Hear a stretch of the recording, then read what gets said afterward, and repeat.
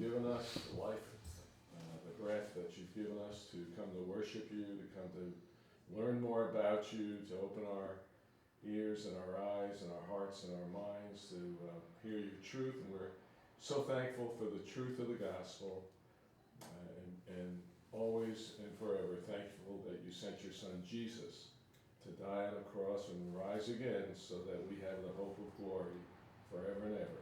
In Jesus' name, amen. Amen. So Terry and Christy are away, so I'm here just for this week. Terry will be back next week. And so before we start, I just wanted to kind of address these past couple weeks have been pretty tough. Dom and I were having a conversation this week about, this is like, we're in the thick of it. And last week with the 70 weeks and the week before that, Daniel 9, it doesn't really get harder than that. So if you went home and looked at your notes and your head was spinning, Dom and I were in the same boat. We were talking about it Wednesday, like, man, this has been really some tough stuff. So I just wanted to say that, it's easy to get kind of, not discouraged, but just like slowed down by some of the hard stuff when it's, it takes a lot of historical background, a lot of context, and but we're in it, and I think it's cool and it's encouraging that we go to a church where we're able to do that, and we have someone to teach a class like that, and we have pastors who support us really getting into the grittiness of it. So if it's been really hard and challenging, that's a good thing, and don't be discouraged by it, and we're going to keep growing, and I think we're only going to be in Daniel for another few weeks, and I'm sure that we'll have something else after that. But stick with it. Don't be discouraged by all the names, dates, times, because I know it can be a little bit much. But I'm enjoying it. I hope everybody else is enjoying it. Mm-hmm. And I'm looking forward to Terry coming back next week. You want to do this every week? 1 week's good enough for me. So before we start, Daniel chapter 10, it starts a new kind of portion of the text. We finished 9 last week. We can put a bow on that and leave it aside. And if you have questions on the 70 weeks, save them for next week when Terry's back, because we're not going to handle those today. So 9 ends one section, and this is really important to keep in mind for the rest of this class, that 10, 11, and 12 all function as a unit. So what we're going to do today is just cover chapter 10. It's kind of the prologue for this last vision. And, just keep that in mind as we go, that our goal today really isn't to understand a new vision or to take in a new revelation, but what happens in chapter 10 is Daniel kind of gets prepped for the last vision he's going to receive. So we are going to check it out. We're going to see what frame of mind Daniel's in when he gets this vision, and then next week we'll actually look at the vision in chapter 11. So there is some really weird stuff in chapter 10. We're going to talk about some very funky things.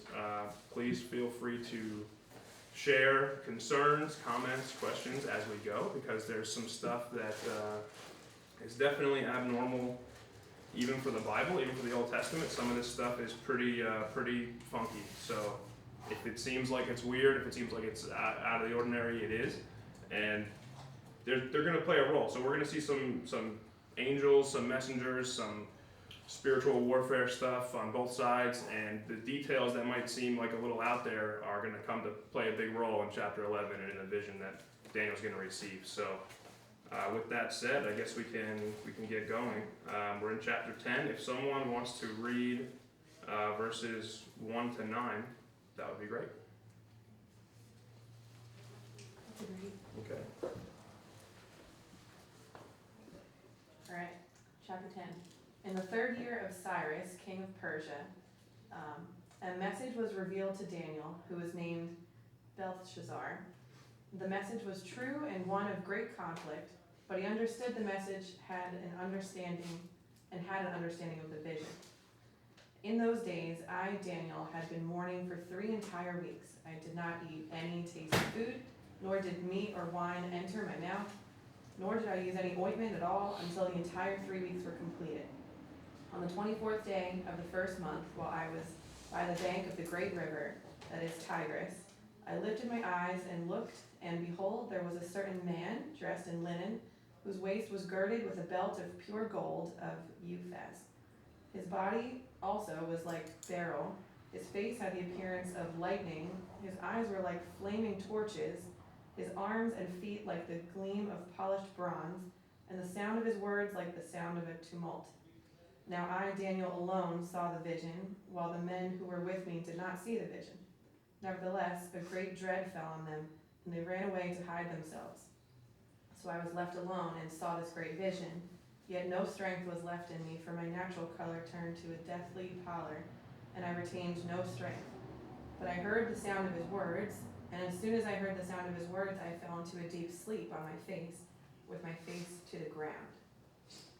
Okay, so before we get to what he sees and this craziness, this is kind of new scene, so the first couple verses tell us what's going on. So like I said, chapter 9 is done with, over with. Chapter 10 opens up a new scene, and it's taking place in the 3rd year of Cyrus. So what happened in the 1st year of Cyrus? Do we remember? I know Terry covered it.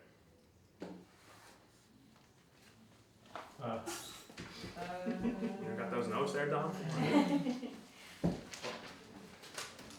Is that the vision that the end of captivity is coming? So yeah, not just the vision, but the decree to return. Return. Yeah, so Cyrus comes into power and tells the Israelites that they are free to go back to Jerusalem and rebuild the temple.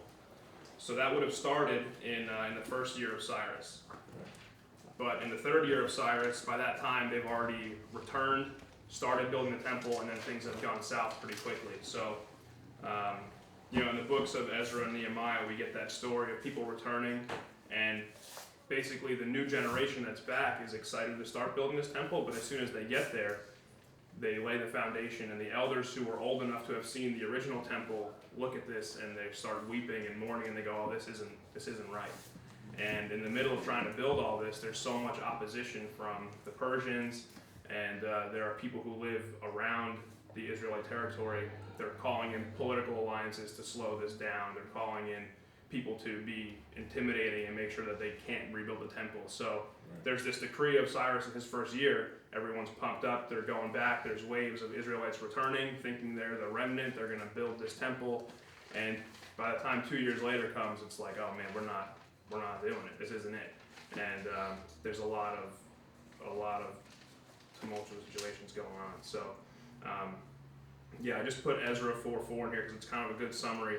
Then the people of the land discouraged the people of Judah and made them afraid to build, and bribed counselors against them to frustrate their purpose all the days of King Cyrus, king of Persia, even until the reign of Darius, king of Persia. So, Ezra talks about them coming back, and by chapter 4 of Ezra, they're already being beat down for this. Then we've got all of Nehemiah, and then we read about it more in Zechariah, that this rebuild of the temple doesn't go well, and there's a lot of persecution that these returned Israelites are facing. So that's kind of where they're at. Daniel is still in Babylon in the 3rd year of Cyrus, but he's really identifying with what's going on back in the homeland. He knows and hears about these people who are in Israel trying to rebuild the temple, and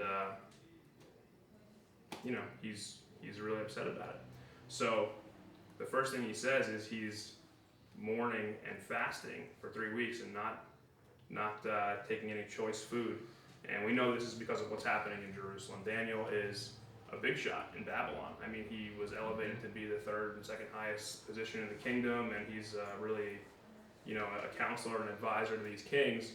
But he's in a state where he realizes that what's happening in Jerusalem is what he should be identifying with. So I thought that was pretty interesting. We're doing a small group right now, Kayla and I, and we're studying 1 Peter. It's about the persecuted church and how do we live as the persecuted church, how do we identify with the persecuted church. And I'm thinking, here's Daniel in Babylon. Daniel's not dealing with persecution. Daniel's like the man. He's like got the big robes, he's got the good food, he's got the good wine. Like, he doesn't really have it too hard, Like, God used Daniel and elevated him to a position of extreme power and authority to accomplish his purposes. But what Daniel takes on as his mindset is, well, it's not about me being here in Babylon, being all psyched and having good stuff. The temple can't get built, and there's persecution happening to God's people in Israel. And he's sitting in Babylon, probably in some palace, mourning and fasting and not eating good food. And I was thinking that's really relevant to what we've been talking about, studying 1 Peter, trying to figure out what should we think about persecution, what should we think about the persecuted church. And we, a lot of times we're not really persecuted very much, right? That's something that we've talked a lot about in our group. And Daniel's not being directly persecuted, but he feels like if the people of God are being persecuted, if the temple can't be rebuilt, that's going to shape the way he approaches God. That's going to shape his actions and his posture towards God, which is why he comes with fasting and mourning. And it's interesting to see. So, does this fasting and mourning remind us of anything else Daniel's done recently?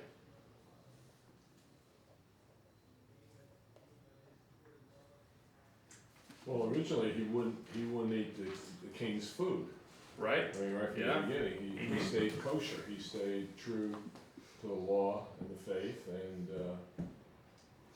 and also in his prayer when he's told, Yeah. "Hey, time's up. You know, the 70 years you're going back."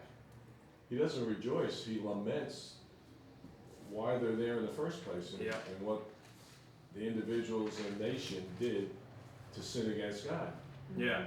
Yeah, in chapter 9, right? So before he has his big prayer, 9:3 says, "So I gave my attention to the Lord God to seek him by prayer and supplications with fasting, sackcloth, and ashes.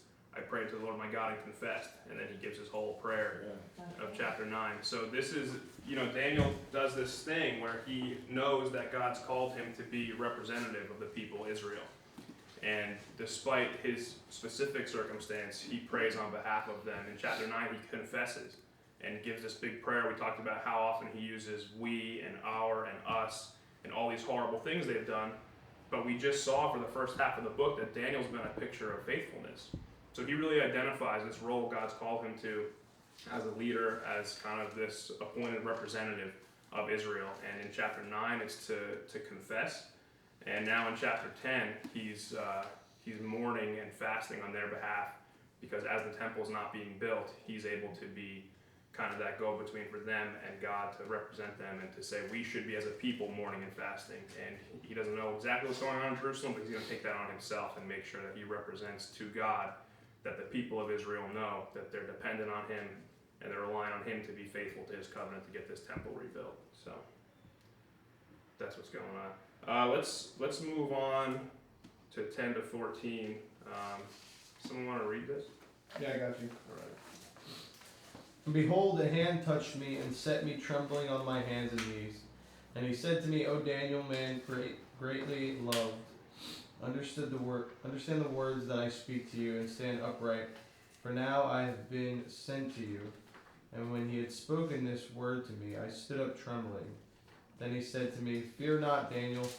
From the first day that you set your heart to understand and humbled yourself before your God, your words have been heard, and I have come because of your words.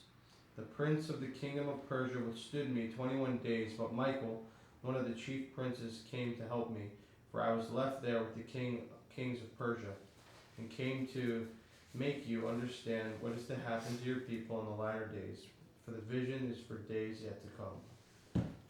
Okay. When I read this for the first time, I was like, I don't have any idea what's happening.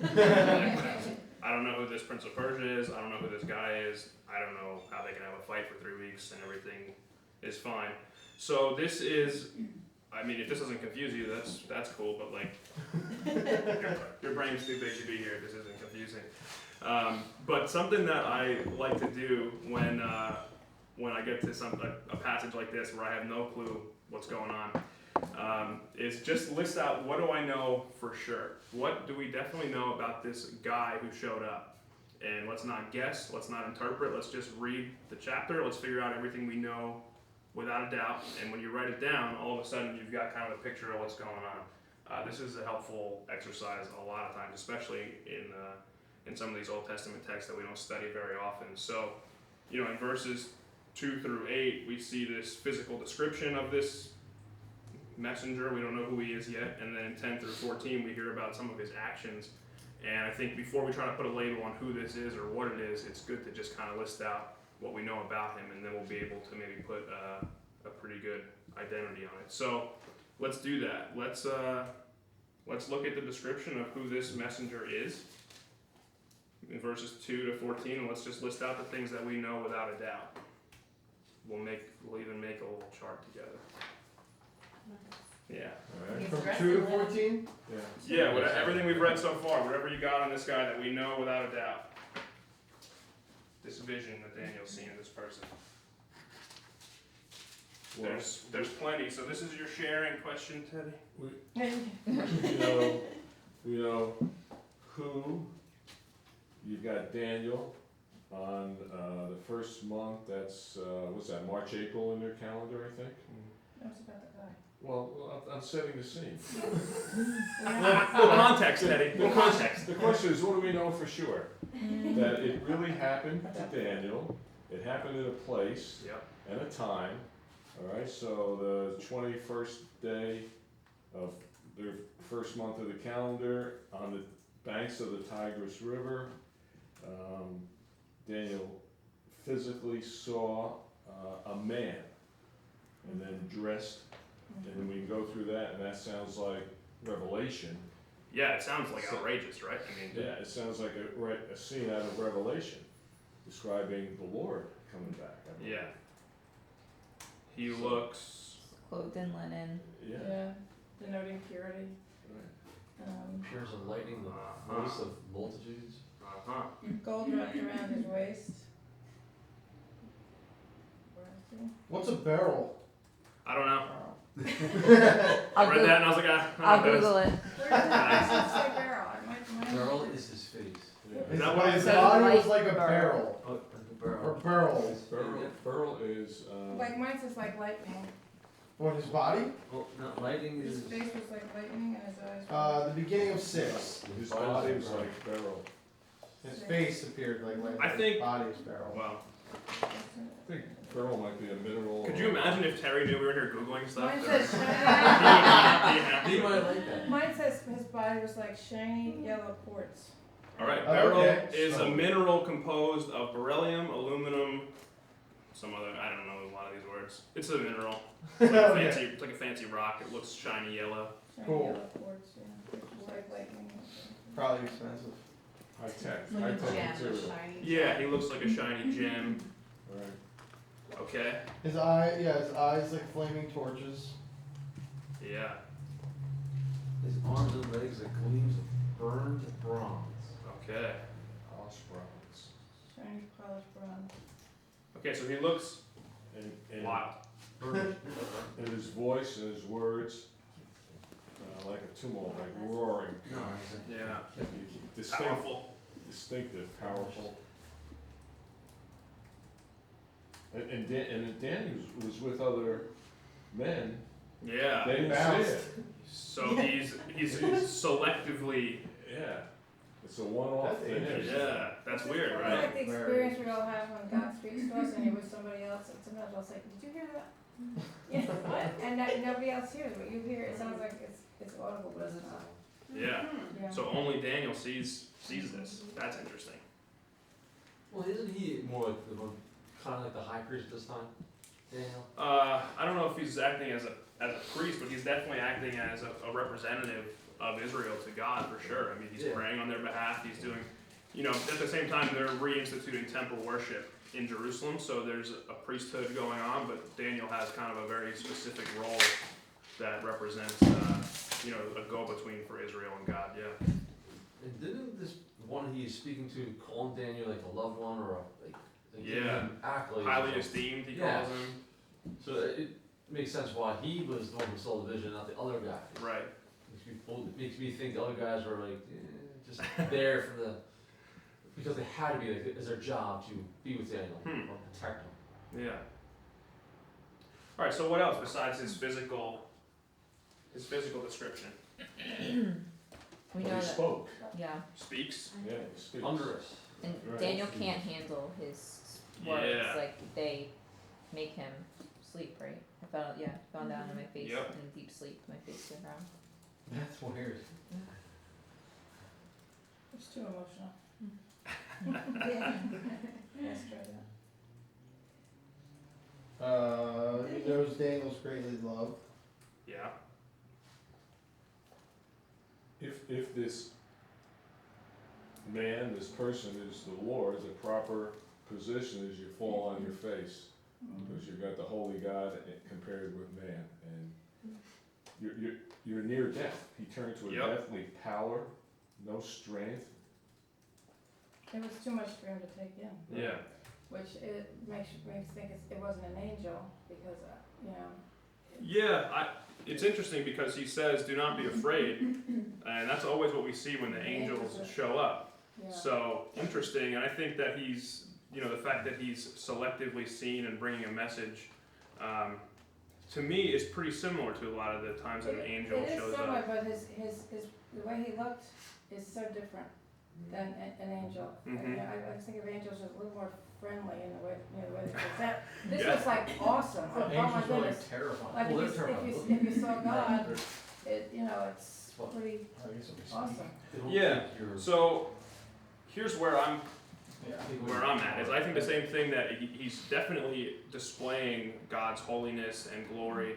But then when we get to verse 13, he says, "But the prince of the kingdom of Persia was withstanding me for 21 days. Then behold, Michael, one of the chief princes, came to help me." So to me, that's where I'm drawing the line, that I don't think it's the Lord. I think that the description of this messenger showing up looking like a man but having this awesome, incredible appearance points us to that. But then when we see that he showed up somewhere and needed help from one of the chief princes, and we'll get into what that even means, but he needed help and he was being withstood by a prince. Kind of, to me, when Jesus shows up on the scene, he opens his mouth and, the spiritual powers of darkness are annihilated. There's no 21-day struggle. There's no enlisting the help of other angels. So to me, the second part of what we read leads me to think that this is probably the angel of the Lord being representing God's glory and holiness, but delivering a message, not being the Lord himself. Unless it's two. That's one option. Yeah, it could be two visions too. You go to verse 10, it said, "Then behold a hand," not his hand Right. or the hand, but a hand. Right. It's another subtle interjection of another being. Yeah, definitely possible that, right, verses 2 through 9 are the Lord appearing, and then starting in verse 10, it's a messenger. That's one. Right. I don't know. Could be. I'm not here to give all the answers. I mean, come on. You think I'm gonna just, this is, No. we won't have that going on. Terry won't stand for it if I'm up here. Right. But interesting to think about, to try to figure out, do we know that this is definitely the Lord? Do we know that it's definitely the same person in 2 through 9 and then 10 through 14? Do we know that it's definitely a messenger?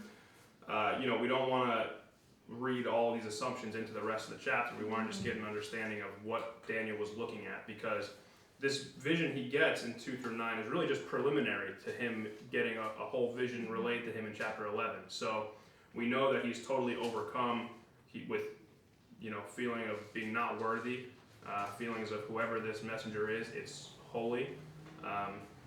Daniel doesn't call him the Lord. He calls him my Lord, lowercase. He doesn't call him Yahweh at all.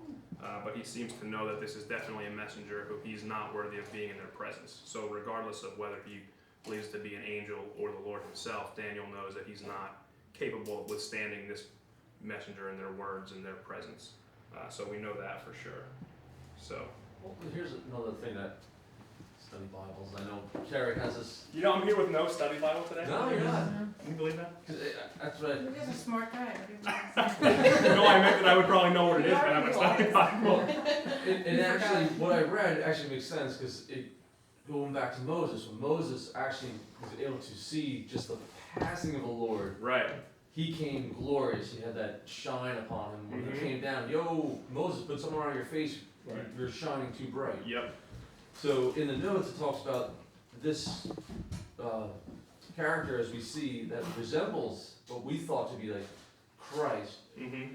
could be one of the Lord's messengers, who is one of his right hand man, or one who works directly with him, Mm-hmm. or the high messengers that Yeah.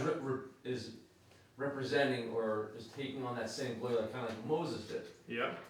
So that's another cool point to take. It is. Yeah, we were talking about that just this week. Talking about when God passes in front of Moses, he has to hide him in the rock, and he has to put something over his face, and Moses can't withstand it, but he just sees the back of the Lord as he walks Yeah. away. It's pretty incredible, right? Yeah, if you can't see God, or you die. Yeah. Yeah, so that, You see here, he's almost done. he's almost dead, Messenger. right? True. He's- Yeah, right, Yeah, whether, right, good point. whether he got just enough of the Lord himself to be almost dead, or whether it's a messenger. I summarized my own conclusions, that I take it that he's not God himself, but he does speak on God's behalf and shows his glory. But that's not, I'm not committed to that, that's just what I got out of reading this, so. And he is an encourager. To me, it's really important that, Daniel is overcome, and this man touches him, lifts him up, and sets him on his feet, and says, take courage, I'm about to give you some news. So we know that, Daniel's trying to approach God, trying to mourn, trying to fast, and he's just totally overcome with, wow, I'm not worthy to be here. And this messenger shows up and says, get up, don't be afraid. And he's calling Daniel to be faithful, not in his own, of course he's not going to be worthy to stand in the presence of this being. He's not going to be worthy to approach God. That's not the point. The point is, if he's faithful in seeking God, and if Israel's faithful in seeking God, he's faithful to them. So. Well, he's got his attention for what's coming. Yeah, You know, exactly. the message is coming, right? That is exactly. So he's going to tell Daniel what will happen in the later days, and that's the point. Is he gets his attention and he gets him in the right frame of mind to say, okay, whatever's coming next, I'm going to take it in with humility and listen and be ready to hear what's coming. Is there any significance in the time, the timing of this? Because isn't it, they've just gone through Passover, and Yeah. any connection there? So he fasted through this Passover meal. He didn't Right. take choice food and choice wine during the Passover. Right. So interesting that Daniel, even on the highest of holy days, is humbling himself before God and probably using Passover as a reminder of, hey, we came out of Right. Egypt and now we've come out of exile and gone back into the land. But he's identifying that, hey, we came out of exile and it still doesn't appear to be that we're right before God. The temple's not being rebuilt. And he's, understanding that although they've been rescued out of exile, they're waiting for the covenant to be fulfilled. Right. And this message is about what's going to happen in the future to the Jews. Yeah. Kind Kind of interesting that it's not going to happen right away. They're back out of exile. Daniel's probably thinking like, hey, this message is going to be for next week. Like the temple's getting built. They're going to come help us out, So interesting that this messenger shows up and says, hey, this is for the future. It's not, it's for the latter days. So that is interesting to consider. And I guess, do we not know what he says right away? Because it says like, this guy appeared with Yeah. flaming torches and lightning. And it says, as soon as I heard his thunderous voice, like I fell into a deep sleep, face down. And then there's a hand that touched him and says other stuff. But do we like not know the very first thing this messenger? So it could be that he gave him a message that's not recorded, but more likely what he is saying is all build up until chapter 11. And then chapter 11 is going to be everything that this messenger had to say. Okay. 11 is going to be, here's what's happening in the future. And Yeah. 10 is just this setting the stage. It's a scene of, this whole chapter probably didn't take very long. Daniel's sitting there, this guy shows up, Daniel freaks out, and then he says, I'm going to tell you what's going to happen. I mean, this could be pretty quick, but 11 is going to be the whole, everything this guy has to say. And Okay. 11 is going to be long and difficult. I don't have to be up here for this, so it's all good by me. So, yeah, before he tells him what's to come, I think it's interesting that he's saying, okay, I'm going to tell you. And before that happens, he starts talking about this whole spiritual weird thing that's going on. So let's read the rest. Does someone want to read 15 through the end, and then we'll talk about it? Sure. Verse 15. And when, excuse me. And when he had spoken to me according to these words, I turned my face towards the ground and became speechless. And behold, one who resembled a human being was touching my lips. Then I opened my mouth and spoke, and said to him who was standing before me, O my Lord, as a result of the vision, anguish has come upon me, and I have retained no strength. For how can such a servant of my Lord talk with such as my Lord? As for me, there remains just now no strength in me, nor has any breath been left in me. Then this one with human appearance touched me again and strengthened me. And he said, O man of high esteem, do not be afraid. Peace be with you. take courage and be courageous. Now, as soon as he spoke to me, I received strength and said, may my Lord speak, for you have strengthened me. Then he said, do you understand why I came to you? But I shall now return to fight against the prince of Persia. So I am going forth, and behold, the prince of Greece is about to come. However, I will tell you what is inscribed. Excuse me, allergies. However, I will tell you what is inscribed in the writing of truth. Yet there is no one who stands firmly with me against these forces except Michael, your prince. Okay. There you go, clear as mud. You got it? That's right. Yeah. I think to me, what's definitely clear is that Daniel is pretty shook when he gets this message, right? Like he's 15 through 17. He kind of reiterates just how messed up this whole thing has made him. He's speechless again after being lifted up in verses 10 through 14. This man speaks, and Daniel is again like just leveled. He's re-humiliated. He's on his face again, and he says, how can I be in the same room as you? How can I hear you talk and be alive still? So pretty intense that this happened twice to Daniel back to back. This guy shows up and he's like, I can't be here. Then the guy's like, no, it's okay, get up. And then the guy talks, he's like, I can't be here. It's interesting that this guy is like so powerful, right? So when we get into chapter 11, this is what Daniel's just gone through twice in a row before he receives this vision. So he's got to be just totally humbled and also totally freaked out, right? I mean, I think it's appropriate for him to be freaked out. This seems like totally wild. And this guy shows up and has a bunch of good news and says, peace, take courage, but he also says, yeah, I've been battling this prince of Persia, and next I'm going to battle this prince of Greece, and Michael's going to help me. And Daniel's got to be like, well, maybe Daniel understood it, but he's got to be like a little, there's so much happening in the spiritual world behind the scenes that he realizes this messenger who just showed up is fighting on our behalf, and we don't even see it. We don't even know about it. So, do we think this is, do we think like this? Do we act like this is real? Do we assume this goes on still? Because I know that practically I don't live like this happens. I don't think about this happening. I should, but I don't. That doesn't mean it's not happening. Right. Yeah, it is happening. Mm-hmm.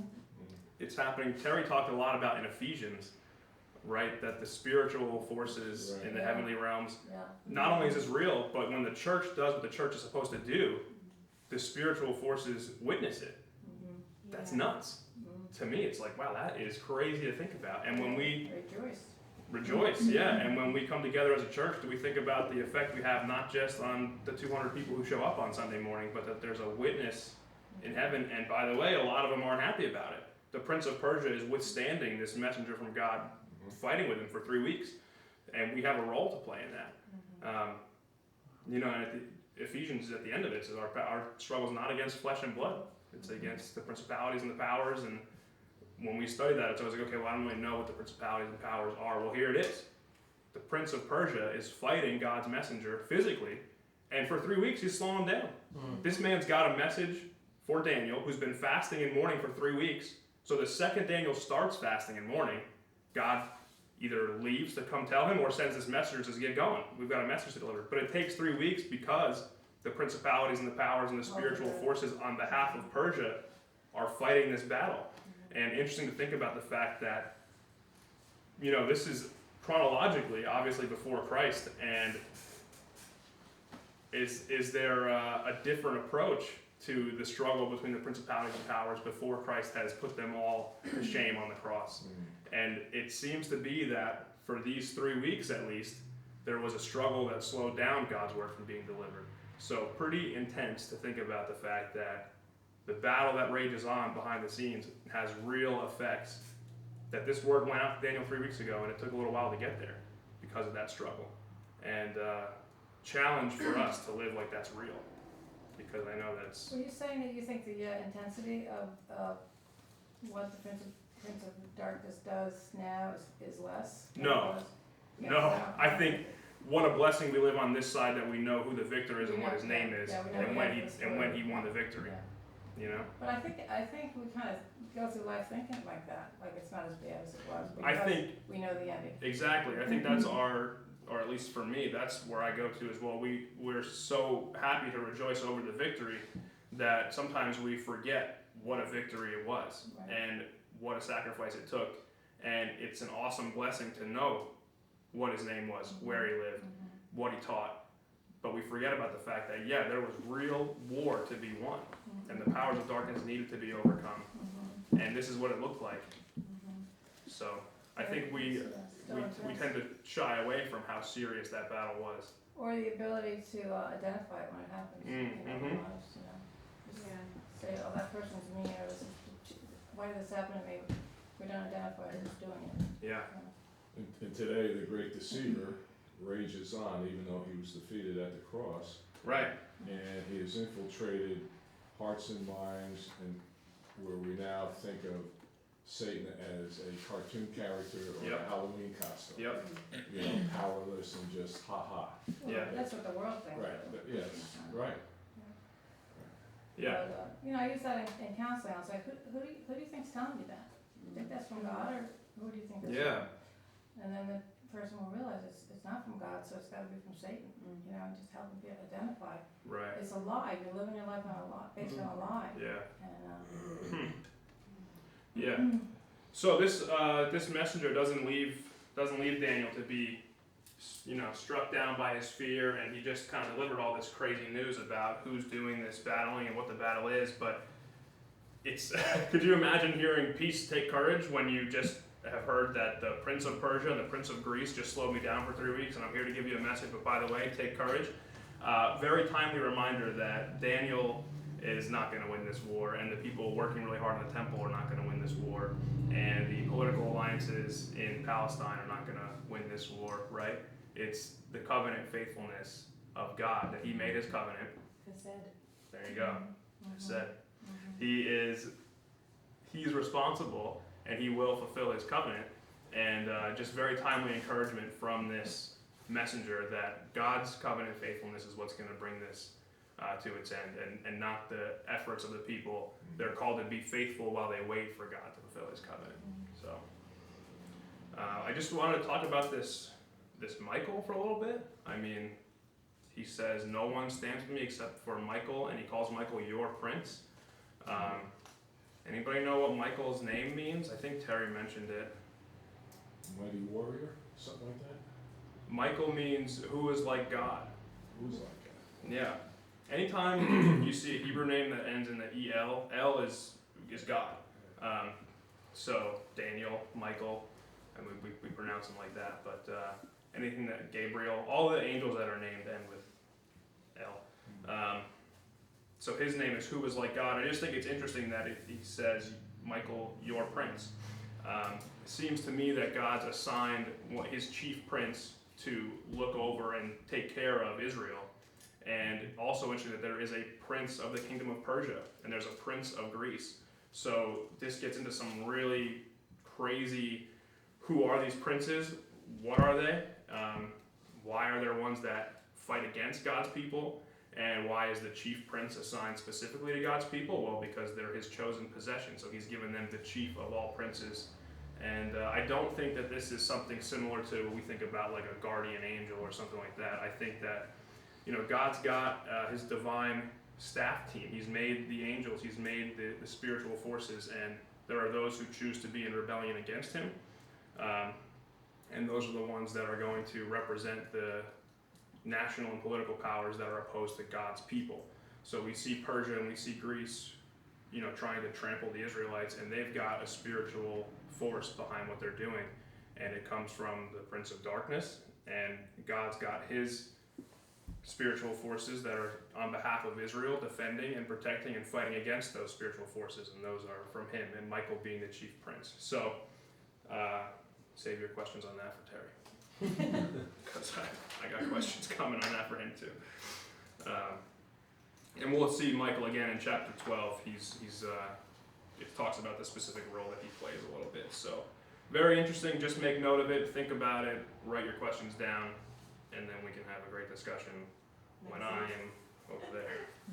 Well, it's cool that you're kind of hinting at your prince might be like the chosen people's, like Israel's. Yeah, definitely. Prince, which Terry was talking about before when Daniel's praying, all like the we language, even though it's singular Daniel praying, he's kind of like on behalf of all the people. So that would work with what you're saying, I think. If your prince doesn't mean Daniel's guardian angel, but Israel's, Yeah. I don't know, messenger, Yeah. Michael. Yep. And Michael is standing firm with whoever this messenger is that showed up, and he's fighting alongside him as they battle with the Prince of Persia and as they battle with Greece is coming next. This guy just slips in a little quick prophecy. He's like, by the way, after Persia, Greece is coming. And Daniel's going, oh, okay, whatever you say. Like Persia, he's in the Persian kingdom right now, right? So this messenger's obviously got divine knowledge of what's coming next, and can just casually throw in a conversation the fact that the next enemy of the people of God will be Greece. So very interesting. Yeah, So- and like Joshua was told to be courageous. Yeah. Right? And again, O man of high esteem, kind of reminds me of God and David, a man after his own heart. Mm-hmm. In spite of his flaws. And the book of Daniel up to this point has shown us that Daniel's been faithful, right? In the first 6 chapters, we see him living it out. And then in 7 and 8 and 9, he's been entrusted with these awesome prophecies of what's to come and these visions of God and his plan for his people. So he's kind of reminding Daniel, like, hey, you're chosen to be part of God's family. You're chosen to have this high role. You're in high esteem. Take courage. And again, this comes back to he's getting them prepped and ready for chapter 11. What he's about to do is reveal, for the latter times of Israel, what's going to happen. So. And so far, there's been no negatives spoken about Daniel from God. Mm-hmm. Daniel himself confesses, I'm a sinner, I'm just like Yeah. the rest of Israel, et cetera, et cetera. I mean, it's, Yeah, I think the fact that this messenger keeps encouraging Daniel over and over again is interesting, because it would be very easy for Daniel to fall on his face and say, I can't be in your presence, and for this messenger to be like, yep, you're right, but you can't be here. But what he does is he lifts him up and he says, no, take courage, we've got work to do. And I picture this message, I mean, this guy's a warrior, for sure, right? He's fresh out of a 3-week battle. He's not, this guy's not showing up and taking it easy. He's saying, we've got work to do, we've got a battle to win. So take courage, get ready and suit up, because there's a battle coming. So he continues to encourage him, and then he ends with, however, I will tell you what is inscribed in the writing of the truth. So after all this confusion and definitely Daniel being like scared out of his mind and then being encouraged, now we're finally ready for him to say, okay, I'm here. We understand that you're in a posture of humility. We understand that you know what's going on here. Take courage, have peace. I'm going to tell you the truth. So despite the battle that's going on, despite the Prince of Persia resisting him for 3 weeks, despite the fact that Greece is coming, he's about to reveal the writing of the truth.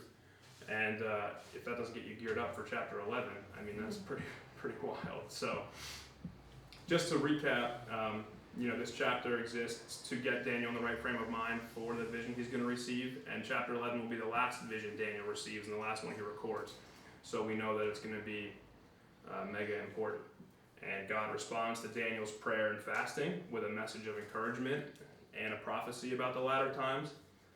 And the appearance of this messenger calls Daniel and his people to humble faithfulness and to understand that God's working out redemption. And we're going to see what goes on between Daniel's life and that redemption as we get into chapters 11 and 12. So that's what I got. And questions, comments?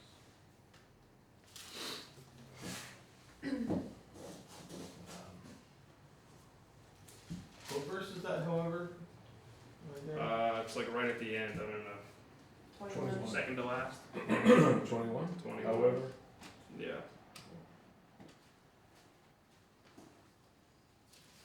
Well, 20 talks about Greece is about to come, Mm-hmm. and then leading into 11, I'm going to tell you what's written in the truth. Mm-hmm.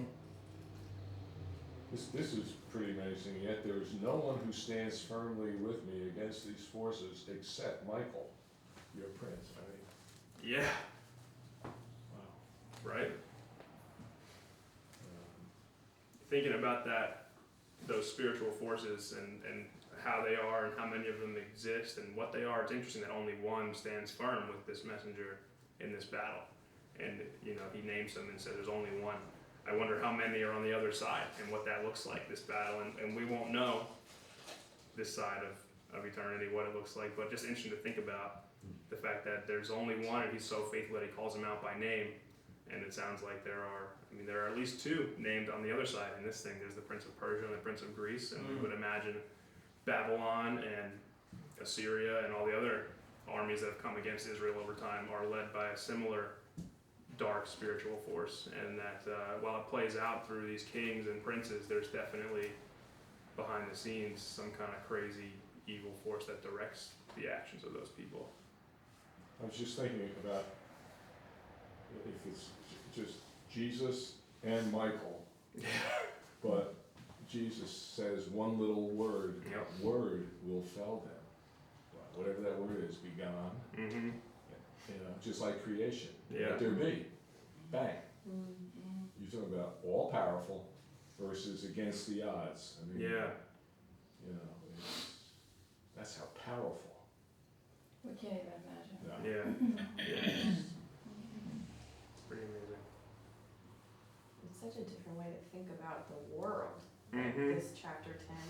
Like, I believe it because it's in the Bible, but it's hard to kind of picture this and believe this. Like this, I don't know, was this a more normal, like back in this time, it was more normal to think about these things like spiritual warfare? Because I feel like now it's like we're too educated to like people like Yeah, you we say, feel it's like from that, Satan, right? and it's like, well, we're deceived at large for people to think that there is no God because now we know better, and Yeah. I don't know, it's hard to. It's interesting to think about because to me, even for the Old Testament, this is a pretty unique passage. The fact that there are angels that are being named and are talking about a physical fight they had for weeks on end. So even if it was more common, and I don't know for sure what the thought process was of the average Joe back then, if they thought about these spiritual forces or not, even if that was the case, this seems to be an extreme case of it that's kind of expanded on, and I can't think of a lot of places where there's a warfare like this talked about. So even if it was more common than now, this still seems to kind of stand alone as an extreme case. Makes me also put it in a personal aspect for ourselves. Do we as individuals think of it as spiritual warfare over our lives or our families' lives? Yeah. I know there's been times Chris and I were talking that this is like a spiritual warfare. You can feel the attacks. Yeah. It just, I don't know if it's our ignorance that we don't want to believe it, or if we're just it's right, God really want it, what am I worried about? Yeah. We should think a little bit more, like where are we really focusing on at the time? Well, Satan can confuse us and make us forget things too. Keep us busy with other things, Yep. and then we're like, oh, maybe that was spiritual warfare. When we look back on, instead of always being, so close to God that we can tell the counterfeit immediately. And I think that's our problem. We're so busy with other things that we miss the counterfeit. I think Ephesians is great, the beginning of Ephesians, because it talks about putting on the full armor of God and equipping yourself, because obviously it is a battle, and it wouldn't be using the imagery of battle terms, armor, the belt, your shoes, your helmet, your shield, right? And previous to all that description, it talks about the cosmic powers, the rulers, the authorities, over the present. It might even say, I think it says, therefore put on the full armor. Yeah, it does. Yeah, right? Yeah, it does, yeah. So I mean. And that's right, New Testament application letter we're talking, right? We get more sermon than Ephesians 6, right. and it's like, well, he's saying, hey, because of the spiritual powers, that's why this is so applicable. Yeah. So, it's we know whose team we're on. right. It's good, recognize that. Now gear up, because you're about to go. It's about to be a fight. This is not just walking through the daisies. Yeah. In a field of flowers. It's get your shield ready. Yeah. Grab the word of God and get ready, because it's about to be bloody. It's intense. It is. It is intense. And just like the odds here, when you identify with Christ, it's not, it's not the end and everything's perfect. No. It's You've repented and turned, it's just the opposite. you've gone from maybe not knowing it willingly, following Satan in the world's way. Now you identify with Christ in his way, and Satan's gonna come after you to take that away, to defeat you, but he can't. If you stay firm in the word and trust God. Yep. But in the odds, you've got the church preaching one thing and the world preaching another. Yeah. You look at the numbers, it's sort of like here. But we've got the ultimate power. It's a message for then and a message for now. Yep. Pretty interesting. Yeah. Awesome. All right, someone want to just close us in prayer and we'll get out of here?